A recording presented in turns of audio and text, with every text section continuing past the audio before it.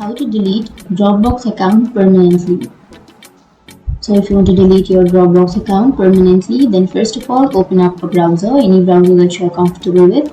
I'm here with Google Chrome browser, and make sure you have a stable internet connection, and then on the search bar search for Dropbox, and after searching, on the first search you will have www.dropbox.com.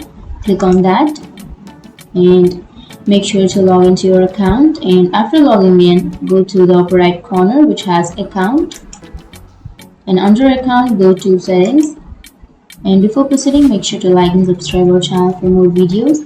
And here under the general, scroll down, and after scrolling, on the last you will have delete account option on the bottom right corner. Click on delete account, and before deleting you have to enter your password, and you have to choose a reason why you are leaving Dropbox, and here you have to add more details, but this one is optional.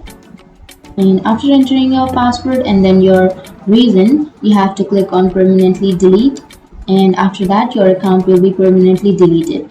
For now I don't want to delete my account, but if you want to delete your account permanently, then simply click on permanently delete.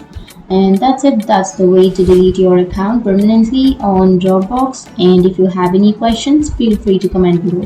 Thanks for watching.